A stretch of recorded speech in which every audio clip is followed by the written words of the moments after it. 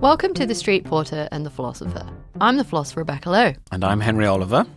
The Street Porter and the Philosopher is part of our Substack project, The Pursuit of Liberalism, which is dedicated to refocusing classical liberalism on the arts and philosophy alongside economics.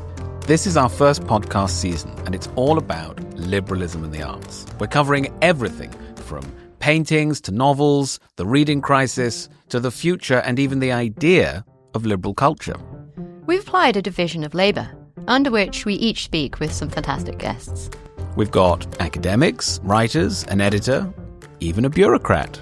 And at the end, Rebecca and I are going to do a review episode. For a full transcript of this conversation, including helpful links to the references mentioned, you can click on the link in the show notes or description. And don't forget to visit pursuitofliberalism.com. Well, I'm delighted to be joined by Cass Sunstein today, legal theorist, prolific writer, chronicler of the nudge, and writer of a recent book on liberalism. Thanks for being here, Cass. Pleasure to be here. So we've been thinking a bit in this season of our podcast on arts and liberalism about particular artists or other kinds of writers, producers of art objects, thinking of them as liberals. This question can obviously mean lots of different things. I think it can lead us on to some questions I'm keen for us to discuss about the relation more generally between liberalism and culture. But I know you are there in writing, having stated that Bob Dylan is a liberal. So I'm just wondering, what do you mean by this? In what way is Bob Dylan a liberal? Well, have a listen to Maggie's Farm, which is a song about freedom and not working on Maggie's farm anymore. And some of the energy of the song comes from the embrace of freedom that the song instantiates. Like a Rolling Stone is an anthem. It's an American anthem, and it turns the situation of rootlessness and no direction home into a situation of liberty. That's why it's an anthem. And it's a liberal song in its celebration of people's ability to make choices. Now, that's not all liberalism is by any means. The liberal tradition is pretty subtle on this point, but the enthusiasm for agency and autonomy is at the center of Dylan's work. And my favorite moment really for that was when he sang Like a Rolling Stone in the UK and he got booed and he turned to his people and he said, "Play it effing loud," which was a liberal moment. That's good. I should say I love classical music. It's only really in the last 2 years, I'd say, I've started listening to non-classical music. So I'm not the best person to ask you about Bob Dylan, although I have recently, I think, had a change of view about Bob Dylan. I think I used to be one of those silly people who thought, I don't know, it sounds quite good, but why would you give him the Nobel Prize for Literature? But recently I have been listening to some, partly in preparation for this. And it did strike me, I mean, some of these ones you've mentioned, they seem quite obviously liberal songs. I mean, some of the civil rights songs seem to be these anti-establishment songs. It seems to me that Maggie's Farm is an anti-establishment song. It seems to me, what is the one where he lifts up the little cards? Subterranean Homesick Blues. That seems anti-establishment. There are some anti-war songs, obviously. There's Hard Rain. And then there's the more explicit civil rights ones. These seem liberal because they are engaging in a political sense. I think we want to be very careful about this. Yeah. So Dylan talked about protest songs with revulsion rather than identification. He described protest songs as basically the songs of dead people. He described political posturing in songs as a way of losing your spirit and just spouting cliches. So the Hard Rain song, I don't think it's a political song in the narrow sense. I think if it's a liberal song, and I think it is, it's about freedom and about obstruction of same.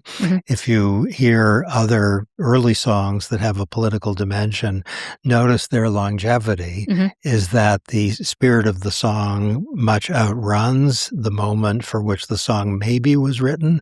Think of Blowin' in the Wind, which is often described as kind of the anthem of the early 60s, but Blowin' in the Wind should be seen as a song about mystery and about the human spirit, not a song about any particular movement. Anti-war, I think, would not be. I think Dylan would cringe to. I mean, Blowing in the Wind has some quite explicit lines which seem anti-war. No? I think that's fair. Yeah. And he was under the influence of his girlfriend, Susan Rotolo, who was a very political figure. Yeah. And sure, that's true. But Dylan's greatness and liberalism do not consist of left of centerness from that time. It's something about the human spirit. And when Dylan went electric, which was, I think, is everyone should go electric. And he went electric about 6 times. He went electric even when he stopped being electric and switched back to some form of country music with a great underrated set of songs, including All Along the Watchtower. And this is someone I greatly admire, obviously, but I would put his liberalism in songs like Buckets of Rain and Shelter from the Storm as much or more than in the early protest songs. So it's interesting. I think the first of his songs I liked was the Medgar Evers song. And I did see, I mean, I was listening to a few of these last night. There are these early 60s songs which are songs about injustice, about particular instances of injustice. There's the Emmett Till song. There's also the Hurricane song. I mean, these are songs about specific instances. He called these songs of his finger-pointing songs, and he describes his own finger-pointing songs with a little touch of self-loathing. Sure. So they're great songs. Absolutely, the guy's super talented. I mean, the Hurricane song alone, I mean, this also has more musical interest maybe than the others. The others feel like they are purposely pared down. Yeah, these are good songs. Yeah. But, okay, so there's the liberal tradition, which I'm keenly interested in. It has to do with freedom. It has to do with pluralism, and it has to do with the rule of law. It has to do with self-government in a kind of large sense, and autonomy and agency are central to the liberal tradition. Christianity helped birth the liberal tradition. And there's that, and that is very different from the liberalism of the 60s. So the liberalism of the 60s, you might love it, you might not love it at all. That's a different thing. Some of the liberalism, so-called, of the 60s had illiberal elements that were, and so when we identify Dylan as a liberal figure, as we should, it's that he sang sometimes even the President of the United States has to stand naked, which is not a song about nudity, but it's a song connected with the sources of the American Revolution, which was about monarchy and how we don't have one. I think that makes a lot of sense to me. I think you can separate out, though, particular liberal movements from some concerns that liberals share. So again, you might want to separate out the claim that Blowing in the Wind is not a protest song from a particular movement in the 60s from Dylan seems interested in instances of injustice where, I don't know, court cases haven't followed procedural rules or something like this. So criticized in the post-folk time for not doing protest songs. He said, everything I write is a protest song, which was, very true and a little bit playing with the questioner. It is. I mean, that's like the classic thing we say, oh, but if everything is everything, then nothing is anything. Well, I think what he meant was that Like a Rolling Stone is a protest song, and Positively 4th Street, which is a song about a friendship that really wasn't. Yes. It's a protest song. It's about something. His beautiful, and the word beautiful isn't a Dylan word, but it's actually true. His great love songs, let's call them. Isis is, I think, one of the all-time great love songs, and it's super powerful on the record, not in recording. You're Gonna Make Me Lonesome When You Go is an incredible love song. They're protest songs. What are they protests against? Lifelessness. He said when he did The Times They Are Changin', people think it's a generational song about the young generation. He said, no, that's not it. That was the only way I had of describing the difference between people who are alive and people who are dead. And so I think seizing life and its instability is what Dylan cherishes, and not saying that, in this city something terrible happened and isn't it a shame? Where do you stand generally on the kind of insertion of politics into some kind of artistic experience? I'm thinking of instances where I went to see one of the few pop music, and pop music is probably not the correct qualifier, concerts I've been to. I went to see Eric Clapton in Newcastle. I grew up close to Newcastle. I went to see him, and the music was incredible. It was wonderful. But this was a couple of years ago, and he used a lot of Palestinian iconography. So his guitar was in green, white, and red. And I think one response to that could be, hey, you've got a captive audience and you're imposing something political and they might not have been expecting it. Another response might be, hey, art is political. And this is coming back to your point about Bob Dylan saying, art is protest, or all songs are protest songs. I mean, do you have just a personal view on this kind of behavior? I think I do. Yeah. So Woody Guthrie, one of Bob Dylan's inspirations, had on his guitar the words, "This machine kills fascists." This is a political statement, but it was mischievous and not literally true, and it had a kind of generality to it about fascists. That's a nice distinction, signaling towards some general position rather than taking a position on some particular ongoing. Yeah, and I do. Everyone has freedom of speech, and so I hope everyone should be allowed. So if Eric Clapton wants to take a stand on various issues, he certainly has that right. The person who sang didn't write Cocaine, the best version of Cocaine ever, which was Clapton's, and Clapton's Layla, which was about George Harrison's wife. That person is really amazing. And the person who has protests of one sort or another is probably not particularly amazing. Yeah. So, but they're entitled to it, to permeate if Clapton decided to do an album on some current events, I think it would show less size of artistry than the person who did Layla and the searing, unforgettable version of Cocaine. That's very interesting, because we do want to separate saying that producing art of this kind is morally permissible from saying there are some aesthetic costs, for instance, I think so. It can be a smaller slice of the human spirit than what art reflects. But notice in talking about Dylan or his predecessor, John Milton, about whom William Blake said, William Blake was devout, as was Milton, and Blake said about the greatest religious poem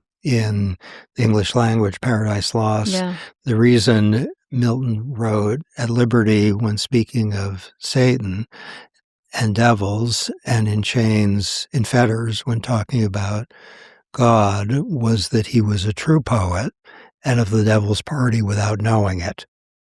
That's interesting. It's not really true, but there's truth. But there's truth in it.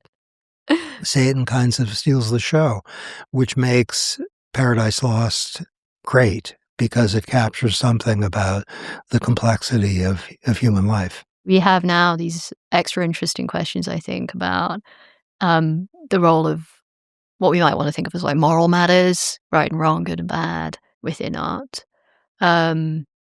I have a couple of questions for you on this. One is, I guess, can you think of an instance of a kind of art which couldn't be classed as liberal, maybe for some of these kinds of reasons? Maybe a depiction of something horrible, or maybe an art object that had some effect on people to do something bad.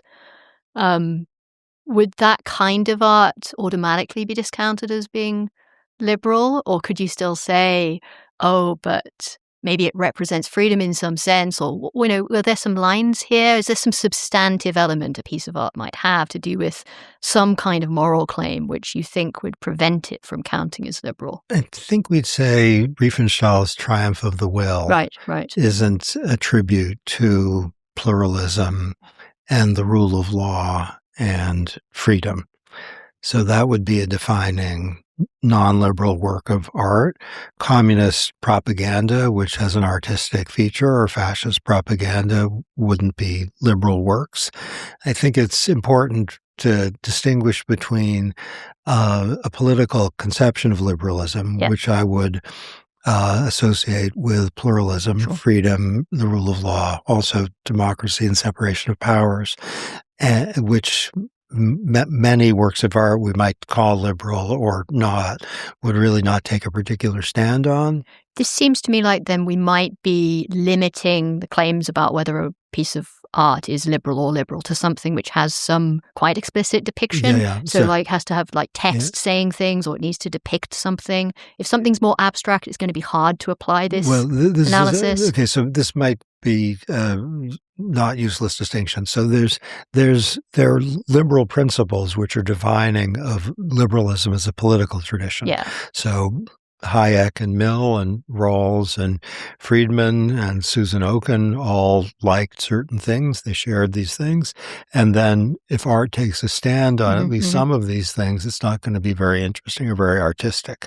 So there's that. Then I think what you're getting at is a different conception of liberalism that puts autonomy and agency maybe in the center. And I was going there and pointing to Milton and Blake and Bob Dylan as liberal artists. And I think that's fair, that a conception of individual autonomy and agency is at the heart of what liberalism cares about. And I'm thinking that most art doesn't particularly take a stand even on that. You know, it might be a love story, it might be a romance, which you can work up an account of it being liberal or illiberal. I think One Battle After Another, which won the Oscar, is a terrific movie and a deeply liberal movie in about 17 different ways. And that's because individual agency and freedom of choice are completely central to it. The Star Wars movies, the George Lucas ones, are really liberal movies. So that the theme is that each of us has a choice on the spot, and the worst person in the history of the galaxy, that is Darth Vader, the worst or the second worst, depending on how you rank him compared to the Emperor, he in the end chooses to save his son and thus to repudiate his life's work.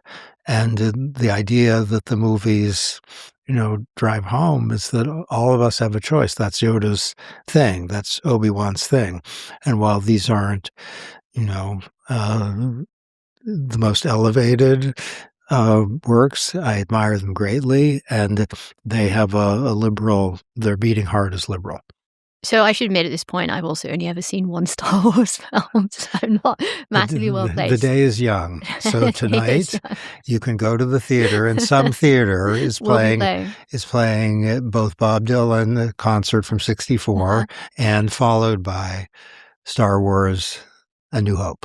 Okay, so I think we've got somewhere in saying art objects have to have some kind of substantive element which engage in some sense with some value or principle of liberalism to count as a liberal art object. Sounds fair enough.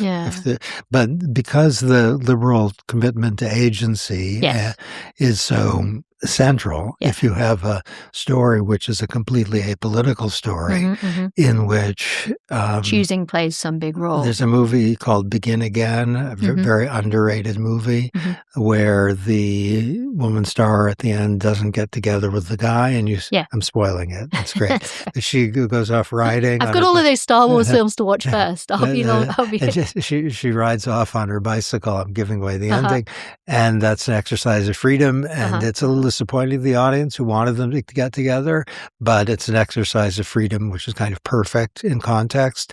And I don't think it's unfair to call that a movie that would be made in a liberal society. And the exhilaration the audience feels as she drives away all by herself, not with a guy, is similar to the exhilaration of how does it feel to be on your own like a rolling stone, no direction home, complete unknown. Yeah, that's a nice point. I mean, there might be just some trivial, annoying philosopher's sense in which as long as the characters in the film are supposedly within the life of the film making choices, then on some level, I guess it's a it might meet this condition. But I think you're saying something more than that. You're saying something where implicitly or explicitly having freedom of choice in some sense is celebrated or plays some big role. It's a theme. Yeah, is a theme. Now this is philosophically interesting that some people who don't like the liberal tradition emphasize the risks and horrors that making freedom of choice central can introduce. Sure. And there's a debate there. People can make bad choices. Liberal societies allow people to make bad. And so there's one idea that might be associated with virtue and non-self-degradation that some anti-liberals on the left and right focus on. And there are other ideas about tradition and devotion and connection, which would precede and outrun choice. And these are anti-liberal claims that Tocqueville worried about liberal society depending on pre-liberal or not really liberal foundations, which liberalism itself corrodes. Many people worry about that now. Some people on the left worry that the choice is under conditions of deep injustice and its glorification is not what America needs now. This sounds right to me. It also seems to me, however, that liberalism, at least on my view, isn't a, I don't want to say a philosophy. I don't like using philosophy in that sense, but it's not to do with anything goes, right? Liberalism has some prerequisites. It has some limits. You can't get liberalism off the ground unless you have respect for certain things. Similarly, pluralism doesn't mean anything goes. It means there's, well, in the value pluralist sense, it means there's more than one value. It's not just a monist account. But it also says, there are multiple ways to live a good life. That doesn't mean, however, that every way is living a good life. So liberalism does have limits baked into it. Okay, let's talk about culture a little bit and then talk about those points. So sure. Marty Supreme, which I haven't seen yet, but it sounds great. This is the table tennis movie, Don't see right? it. It is completely horrible. Is it? But nonetheless, it's a liberal movie. I like table tennis. It's fun. I do too, but the movie's, in my view. The movie's bad. The movie is, in my view, it's a terrible movie. This has the Chalamet guy in it, who was also in the Bob Dylan movie, wasn't he? He was Did you think he was good in that? Spectacular. Yeah, I liked that film. And he does a good job as Marty Supreme, but the movie can be seen as a liberal nightmare. It can be seen as a product of an anti-liberal sensibility, trying to show the terribleness that liberalism yields, because there's a lot of choices being made, and everyone in the story is miserable, including the people who get together romantically. They're all basically miserable. So there's that. Now, with respect to the limits of choice, of course, liberals have worried a lot over this. There's one set of liberals who emphasize harm to others. Sure. And that's, of course, Mill's conception in On Liberty, which is a defining liberal book. A work of art that would try to embed Mill's On Liberty. There's a risk of being too didactic. Sure. But you could imagine something that would have, I'm thinking of Malick's Days of Heaven, which in a way is Millian in that sense, and fantastic, though I think Malick now is not such a liberal in Mill's sense. But you could imagine a liberal, and you're talking to one, who doesn't accept the harm principle, who would authorize restrictions on people's choice-making in order to protect them against their own egregious errors, like, compulsory seatbelt laws, compulsory motorcycle helmet laws, mandatory Social Security savings. You have to get a prescription before you get certain drugs. This liberal is at least very welcoming to those things. I mean, because you could justify even those kinds of things in terms of negative externalities. You could, but you're not. But you'd be doing it.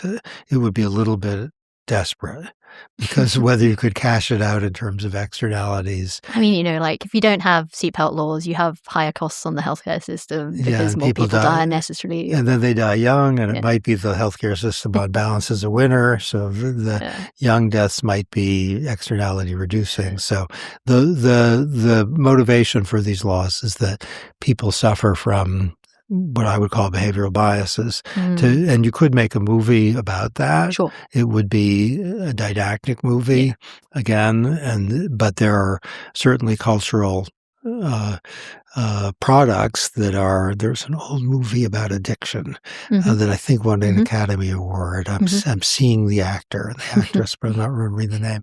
And that's a cautionary tale about addiction. Now, the point was about humanity and what it's vulnerable to, not about drug loss. But yeah, that's right. I mean, there's a distinction between telling your friend that they should stop smoking and pointing out the bad stuff, and the state imposing some law which means it's much harder for you to smoke, or you can't. You're going to face a serious penalty if you smoke in a certain place. And I think it's important to say, with respect to politics, but probably also culture, that liberalism's a big tent. Right. So there are liberals who are on Mill's train, and there are liberals who are sharply critical of Mill, and they all share the foundational liberal commitments. Then there are left-wing anti-liberals who think, that the liberal focus on individual autonomy is missing everything about capitalism. Yeah. And then there are the anti-liberals on the right who think that there's a conception of a good life which liberals just miss, and the result is a lot of terrible things in liberal societies, which liberalism has produced. I think I'm broadly with you in terms of what liberalism is. I see it as a kind of a family of theoretical frameworks aimed at addressing maybe politico-philosophical questions with certain commitments around freedom. So committed to freedom as a value, some views around how freedom relates to other values, therefore it's not monist. I think pluralism is key. I think some kind of moral realism is key. I don't think it really makes sense to protect and promote freedom as a liberal unless you think that there are some truths about the world, not just scientific truths, but moral truths. But that makes it also a very broad church, I think, because there are many different positions you could hold and fit within that set of constraints I just discussed. I agree it's a broad church. I might phrase it a little differently, that there are commitments that liberals share, and we can list them. Their foundations might be diverse. So Jacques Maritain said about the Universal Declaration of Human Rights, all the countries support them so long as no one asks them why. And so sometimes we can agree on a practice, which is, let's say, respect for the rule of law, amidst disagreement about whether we're utilitarians or deontologists. And you could be a monist a la Bentham and think that utility is the thing, and it's not, and be a liberal. I don't think he's a value monist in the sense of thinking that. Well, I mean, I have these quite strong views about consequentialism generally, in that I don't really think consequentialists value anything. I think they instrumentalize things. So I think he instrumentalized utility. But in as much as he valued something, I suppose utility is the thing he valued. Yeah, so he also might have valued other things for other reasons, not just in terms of his theory of determining moral rectitude and evaluating actions. Yeah, maybe. But you could be, let's say, parallel world Bentham, who is a monist in the sense of thinking everything is along a metric, which is utility, and that's the only thing that matters. And you could be a liberal who thinks those things. I think that's right. My general view on this, I don't like consequentialism. I think it's bad and wrong. I have many friends who are consequentialists. Many of my best friends are. But I don't really think it makes much sense for me to say that someone like Bentham or someone like Mill is not a liberal.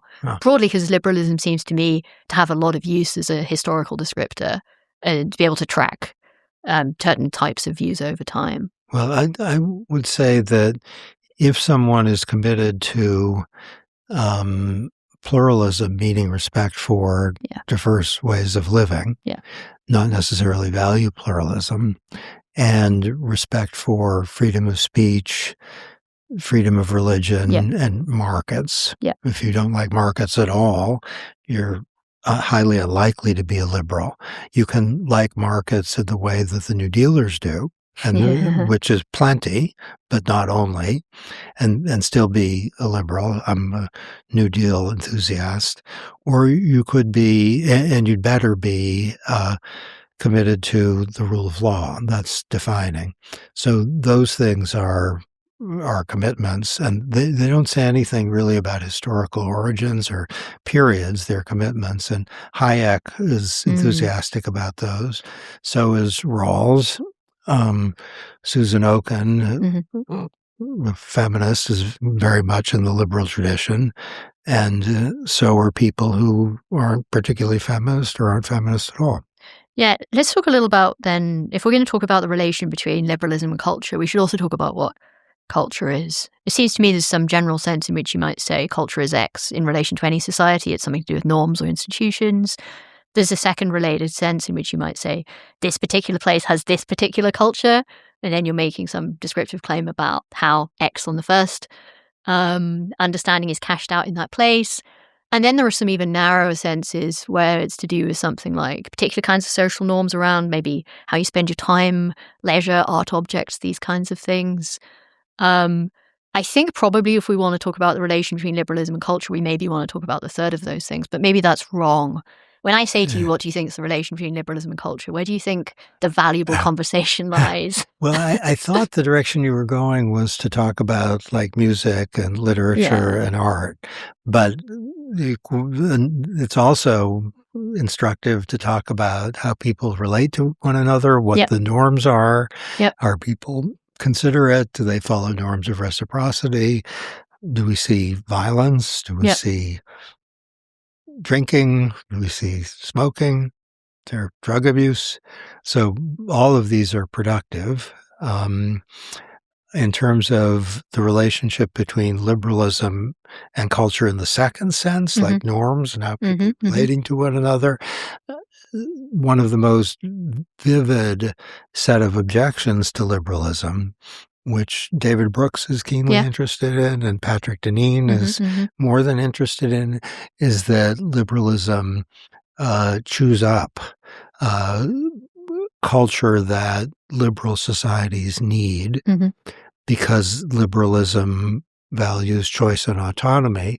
And if you're constantly exercising your autonomy and making choices, things aren't going to go great in their view. There has to be a feeling of boundedness to family, to God, to nation, that liberalism on this view is pressing hard against. Now, I don't agree with this view, but it's an interesting and sincere concern. I mean, there are all kinds of responses to their position, one of which is there's still going to be somebody making the choices about what those things are that you should value in the society. I think on their view, it's probably them, in which somebody comes along and chooses for the society that family is something you value. There's another response which says something like, within those kinds of broad limits that we talked about, like the rule of law, maybe respect for some certain rights, maybe respect for a certain meeting of urgent need, these kinds of baseline matters. It might just be the case that when you cash that stuff out, it ends up valuing certain kinds of institutions over any other things anyway. So, for instance, there's a big debate between the relation about the relation between liberalism and democracy. And one thing you might just say is, look, if you want liberalism to actually obtain within a society, it's very hard to see what other kind of political mechanisms you could have. So it's not like saying democracy is part of liberalism. It's just saying liberalism doesn't really get off the ground unless you use this particular. You could probably make similar arguments around, does this religion work? Does this not? Does this family structure work? Does this not? There might just be some kind of logical conclusion, is my guess. Okay, so there's a lot in what you just said. There are some people who think that liberalism entails certain spheres of right. Yeah. and that democracy is a different thing, Mm-hmm. which can be protective of liberalism or dangerous to liberalism. Some people think that democracy has priority and illiberal democracy is the way of the future. Orban in Hungary has spoken of illiberal democracy, and liberalism's bad, democracy's good. And there are many people in the United States who are interested in that point of view. I think Lincoln had it right when he attacked slavery. He said that slavery annihilates the personhood, modernizing his terms, of the slave, and that violates the principle that each one gets to own ourselves, and we need to give our consent to be made to do things. And when Lincoln talked about why slavery is wrong, he said it violates the sheet anchor of American republicanism, which is about self-government. Mm-hmm. So what Lincoln did was to link the commitment to self-government to a liberal account of rights, which slavery would be a defining violation of. And I agree with that. I think Lincoln had the theory right. So that democracy rests on principles that also give rise to rights that constrain democracy. So to say that freedom of speech and the right to vote are robust, whatever majorities want, isn't a contradiction. It's a respect for democracy's internal morality. You could still say something, though, like liberalism and democracy are separate things, but for a place to be liberal, it requires some kind of democratic system. Well, we need to know what the definition of liberalism, such that they're separate things. If so if we define liberalism to mean freedom of speech and freedom of religion, period, or the rule of law, period, then democracy and liberalism are separate things. But if we define liberalism to have as one of its, 5 defining characteristics. Sure, of course, then we're getting back into... And a definition of liberalism wouldn't be like a definition of stone, where there's a fact of the matter. A stone is this, and a cup is not a stone. Yeah. It has an evaluative component. That's right. And I favor the evaluative component that follows Lincoln. But if someone disagrees, they're not wrong as a matter of logic. Right, that's right. Particularly if we want to have this notion of liberalism as being quite broad, but we also don't want to therefore have all of the good things within liberalism. There might be some other good things that that you find in a good society, but you don't. I mean, it's just going to be conceptually messy to suggest. We come back to the every song's a protest song or art is politics. We want to be able to distinguish between the concepts. I mean, to say that liberalism requires, let's say, a robust social safety net is persuasive definition, and the liberal tradition hasn't always called for. Yes, exactly. So some of the liberals are just getting it wrong, we can say. We can say there's an internal disagreement among liberals, and there are. So Robert Nozick, libertarian type, and John Rawls, non-libertarian type, disagreed fiercely, but they were both liberals. Now, what makes them both liberals? We have to identify the principles that they share, and we've spoken of some of them, and they emphatically share principles with Mill and with numerous participants in the liberal tradition. And this is something that is under severe pressure today. And the fact that it's under pressure is, on my view, regrettable, because liberalism, understood as this big tent, is a precious human achievement. So I want to get back to culture in a second. But I mean, somebody might say, though, that Nozick doesn't count as a liberal. I mean, again, this just comes back to what our counts of liberalism are. But I think a strong objection to Nozick not being a liberal would be something like, he's actively talking about the most limited kind of organized society that we can have. We back into this thing. And it explicitly doesn't have, for instance, political institutions. So somebody taking more Rawlsian account on which the way of doing politics is central to whether you count as a liberal might just say, look, Nozick's kind of libertarianism, or whatever you want to call it, is something different. Therefore, Nozick is not a liberal. Yeah, and I'm wondering now whether there's name calling in this or whether there's something other than that. Yeah. I mean, so what would be the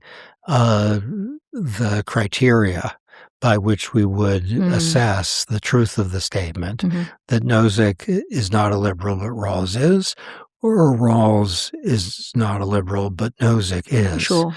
And one way of doing that, I think the only way of doing that, something Ronald Dworkin, also a liberal, was keen on. He said interpretation is making best constructive sense of a thing, where you have to fit the thing, but also justify it. And I'm drawn to the view that Stalin can't be deemed a liberal, nor could Hitler, nor can Putin. And that's because the minimal liberal commitments they reject, that if we have a big tent that comprehends Nozick and Rawls, then we have a thing of great wonder that is accommodating both of them. And to see that thing of great wonder is a step forward for all of us. The alternative view by which Nozick is not a liberal but Rawls is, or Rawls is not a liberal but Nozick is, what's the point of that?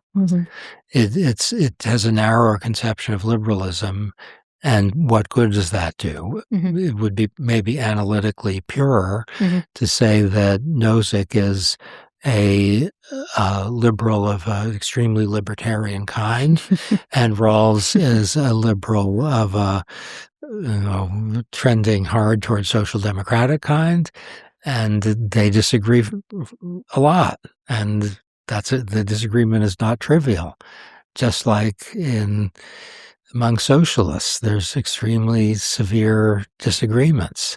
I mean, people got killed over whether they were the right kind of socialist. Yeah, I don't disagree with any of that. I think Nozick would fit many of your conditions for being a liberal. All of them. I mean, I'm not sure where he would. I mean, I'm just not sure, at least in Anarchy, State, and Utopia, where rule of law comes in per se, broadly, because he's just not conceiving it's not of his such topic, but it would be astonishing Yeah. if he were not committed to the rule of law. So he doesn't really believe in political society of the kind where normally you'd be.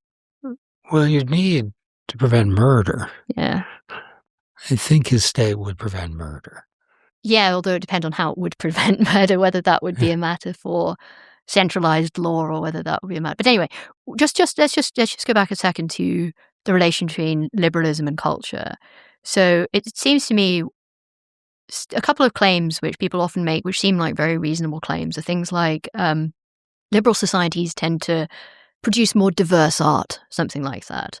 Or a society in which there is a great diversity of art might tend to be more liberal, something like that. The kind of pluralism you described, where people feel free to experiment, feel free to maybe go and learn from other people. You have maybe a wider set of outside influences.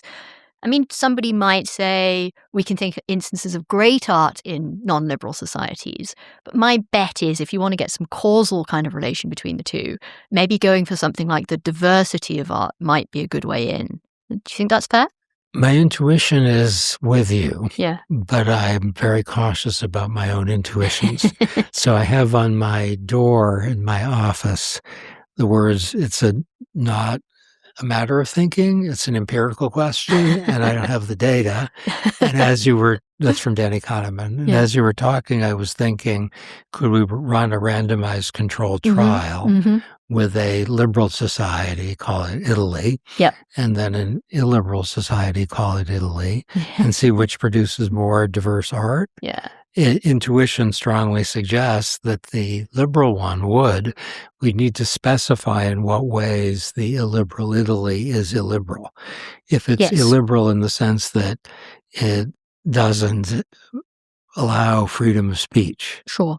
The conditions obtained in a certain way, which seems just to fundamentally limit certain kinds of the production of certain kinds of art or something like that. Then by definition, it would, unless you drive underground a kind of ferment that produces a lot of amazingness. And that could happen. That's right. That's a very good point. So my intuition is strongly with you, but the ingredients of diverse and amazing art production are so numerous that it may be that this is not where the action is.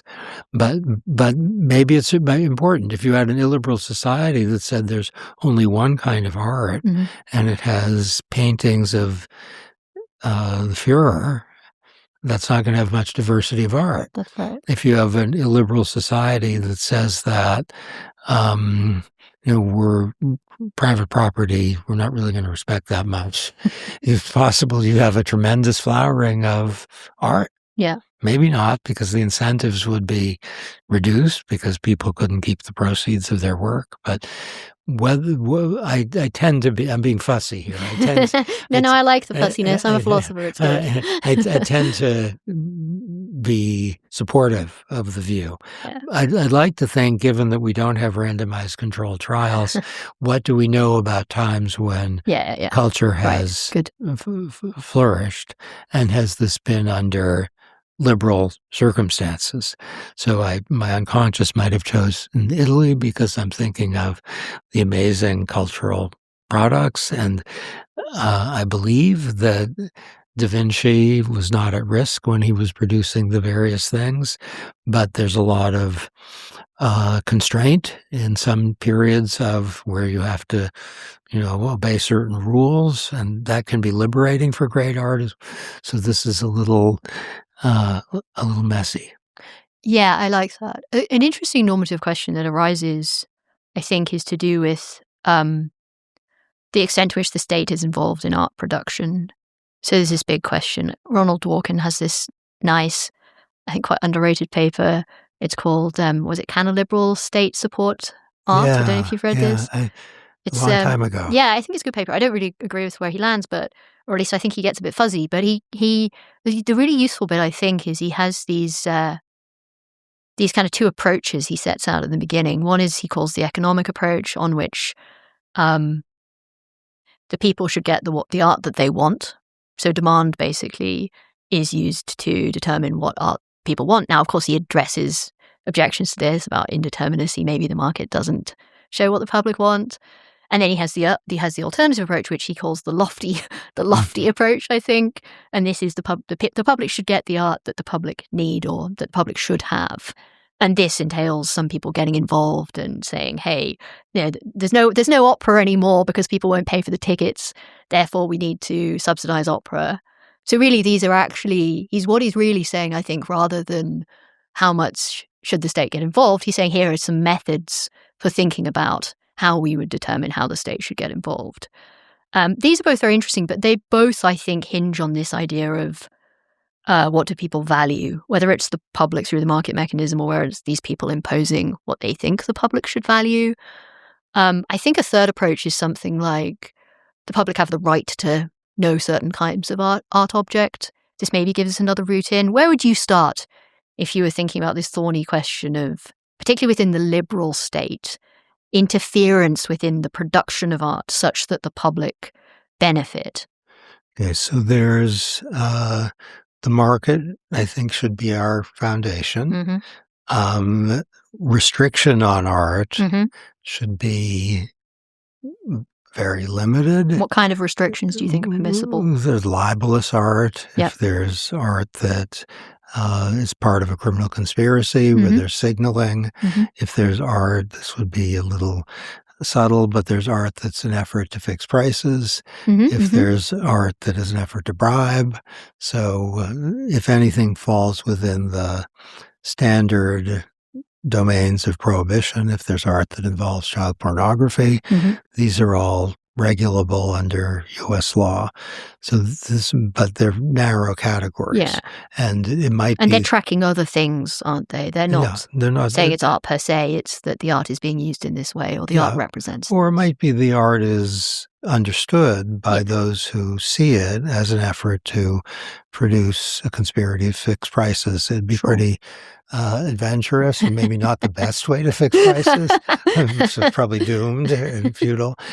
So all I mean is the restriction on art would be presumptively disfavored, and the presumption is very strong. Subsidies are a different thing. Yes. I think as you describe the Dworkin article, it might be the opposition isn't quite right, though he was amazing, so he probably did get it right. If you have subsidies, it wouldn't be that only, or it would be inadequate to say that some people have decided this is the art we should have. It would be through a process that is ultimately subject to democratic control. So he doesn't really clarify who who it is who determines the way in which art is in this particular society. So he's wanting to make this distinction between these two general approaches to determining. So if you have a National Endowment for the Arts, which is democratically authorized and ultimately subject to the people, which supplements a market with various things, no liberal should think that's terrible. Richard Thaler, my co-author and very good behavioral economist, has a famous paper on planner-doer models, where each of us is a doer who might say, I'm going to go to Star Wars today, and I'm not going to go to the opera. But the planner might say, not this planner, but some planners might say, I kind of enjoy Star Wars, but the opera elevated my spirit a little bit more even than Star Wars. So I'm going to make a commitment. I'm going to go to the opera next week. So it might be that cultural supplements, like let's call it through subsidies, reflect planners, and markets reflect doers. This is too simple and too stark, but there's something in it where, like, we have a social security system, which is maybe national judgment that all of us benefit, or most of us, or many of us benefit from saving for retirement. We don't leave it just to the market. But it's easier to say what we require to benefit from when we talk about social security. We have these shared needs as human beings. Yeah. Unless you're quite a hardcore objectivist about aesthetics, you might find it hard to say what does a public need in terms of their art consumption. Well, you wouldn't be just experts, talking among themselves. No. They'd be subject ultimately to public will. Part of the problem, though, there would be you could well imagine an entirely democratically run process which determines these subsidies, on which no opera is produced because the public have just decided nobody in the particular state likes opera anymore, or they have their other reasons not for voting for opera. So you're going to come down to this point where you're still asking the question, is it bad that the public aren't getting the opportunity to consume opera? Well, plausibly it is, but there's nothing to be done. There's nothing to be done because the other people might say, well, no, we shouldn't. Sure, the kids need to know about opera. If they don't get a chance to experience opera when they're kids, they're missing out on this astonishing facet of human life. You might even say they have some kind of cultural right to it, maybe to the art objects that have been produced by their own culture. You can't be a full democratic citizen of this nation. I'm not saying I believe in this, but this would be, I think, the objection to this position. Okay, so let's have two positions in conflict that are where it's not hard to get traction. Yeah. So one position says this art should be an entirely market thing. And then there's another position says, no, it's legitimate to supplement what comes from markets with cultural products that produce various goods for people who get to enjoy them. And this is a little like the argument for public parks also, where it might be that they produce, common experiences or experiences of nature or something that people in their market capacity wouldn't generate sufficiently. So subsidies that try to promote artistic whatever a liberal is very open to that. Now, if it's the case that the supplements to markets don't help opera, and so opera falls by the wayside, it's not clear what's to be done. Now, ought we to say that there should be something like a Supreme Court that's not democratically accountable, which is like the cultural safeguard institution that can rescue or perpetuate, and it isn't subject to democratic accountability. I'd like to say that if we say that, it's we who are saying that. So it's a little like the Federal Reserve Board, where we are creating democratically insulated, and that I'm not sure whether that's a solution or a cheat. I mean, again, coming back to this point on limits on liberalism, sometimes people say things like, "Oh, but what if the public voted away democracy? Wouldn't that be a democratic decision?" And of course, one easy answer to that is, well, maybe it's a democratic decision, but democracy no longer obtains. Another response is to say that there are certain things that you have to respect in order for your society to count as liberal.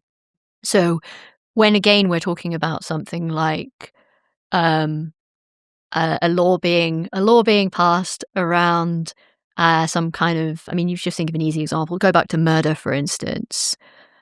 We just say that's just required in society. The interesting question now is about art. Are there any things that meet that kind of requirement standard, such that it's not up for deliberation? It's like, it would be bad and wrong if every kid in this country didn't get the opportunity to hear, I don't know, Aaron Copland or to see Rothko. I'm positive. Or is that just incoherent? I think with murder, I mean, you might be a Kantian who finds murder core violation of individual dignity to be prohibited for that reason, or you might be a utilitarian who thinks that either for act utilitarian or rule utilitarian reasons, the prohibition on murder is well justified. And in either case, you wouldn't just be saying it's just wrong. You'd have an account of why. And then there's the different question whether some art preservation of artistic things would be a little like a constitutional value. So it's a great question. It might be a little like historic sites. Yeah. So the Smithsonian, or where I live in Concord, Massachusetts, and the place where the American Revolution started is actually pretty close to where I live, and I don't think it's very expensive to maintain, but it is maintained with public funding. It's history, but it's in the same universe, I think, as art. We also we're making this nice distinction now here, I think, that tracks between particular bits of art and art generally. Right. So that particular place where that happened, as opposed to more generally historic places. Similarly, the Rothko, as opposed to painting abstract art. Right. So the North Bridge in Concord is preserved. Yeah. Now, would the market preserve it? I mean, there's a collective action problem among other things. The social judgment is that it's very important to preserve the place where our country started.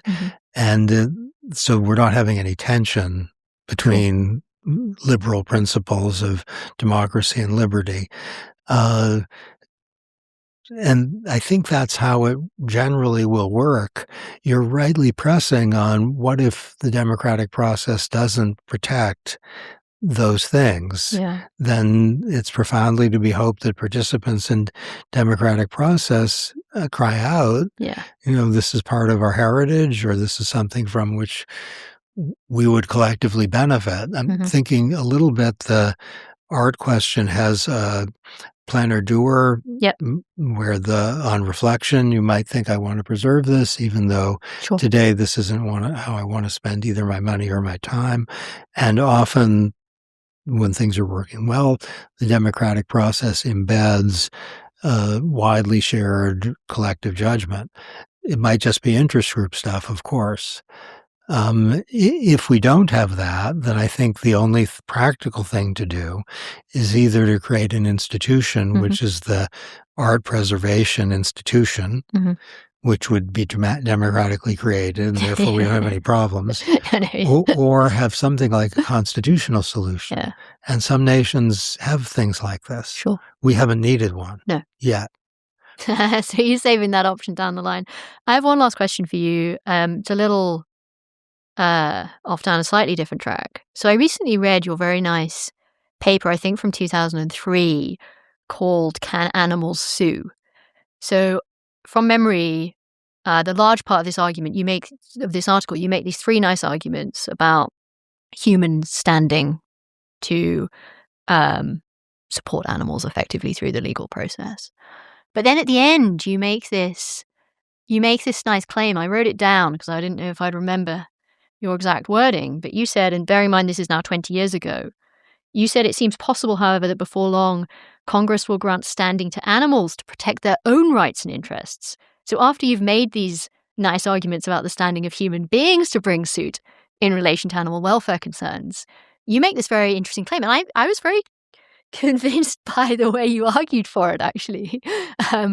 But, we're 20 years on and this has not happened. Are we any closer? Do you still predict this is possible? Yes. The word possible is I did say possible. I'm a metaphysician, I'm leaving you some space. Yeah, and that's why I said in 23 it's possible.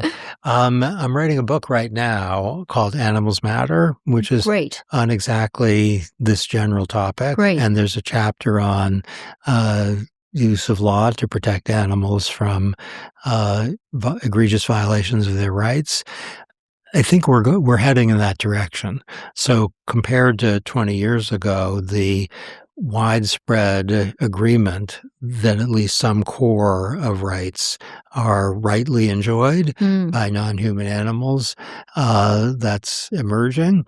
Now, what the core looks like is debated, but the idea that animals can be beaten or abused or tortured or deprived of food and water by people who have them in their care, people aren't very enthusiastic about that.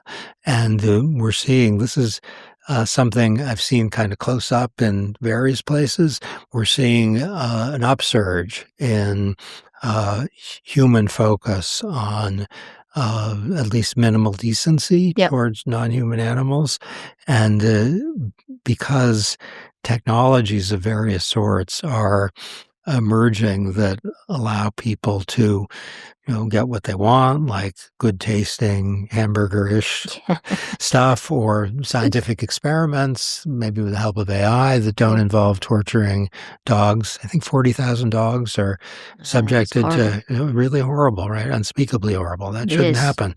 We don't need that to have the knowledge which human beings rightly want to help human health and animal health, but we don't need to torture dogs to do that. And increasingly, there's a recognition of this. I think we're on the cusp of something that will elevate the human spirit and the lives of our fellow creatures. It's exciting. I have some concerns. I thought for a long time that lab-grown meat would be the solution to my moral problems. I love eating meat. I love cooking meat. But I've come to the conclusion it's bad and wrong. And what's more, I don't think it's just a welfare thing. I think the welfare thing is entirely, it's a problem in itself. It's a sufficient problem in itself. It's a reason in itself not to eat pretty much any bit of meat you get served. But even if every animal had the best possible life and death, I still think there's a failure of respect that happens when we eat the animal's dead body. And I'm not sure that lab-grown meat is going to solve that problem. Nonetheless, it'd be much better. We'll see. Much better situation. There was an interview recently on Joe Rogan with Miranda Lambert, the country singer, and there was an exchange where Joe Rogan said, "You're a hunter, right?" She said, "Yeah, my daddy told me to hunt." And she said, "Oh, that's great. White-tailed?" And she said, "White-tailed." And then she paused and she said, "I adopted a baby deer, and he's like a dog. He's in my heart." And then Rogan said, "You're done, right?" And she said, "I'm done. I'm not hunting anymore." And then he said, "What's your dad think? Your dad taught you?" And she said, "Daddy," she said, she's clearly, not a political person, and she's been a hunter all her life. She said, "My daddy came to the house and saw the deer and said, 'Darling, it's over, isn't it?' And she said, 'Daddy, it's over.'"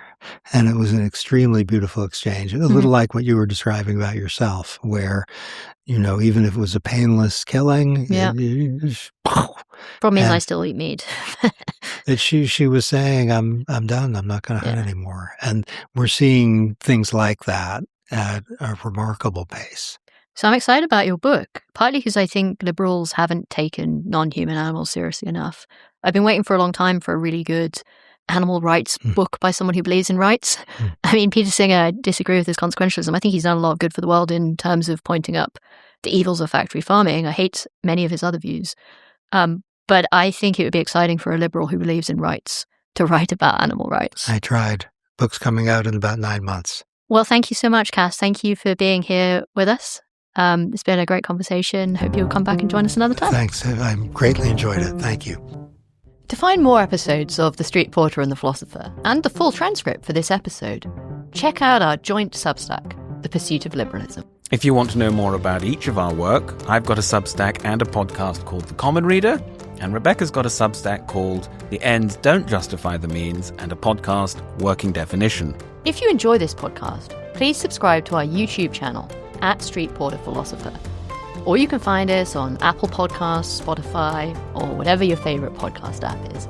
For now, take our guests' great advice and listen to some music, head to the museum, read a great book, and we'll see you next time.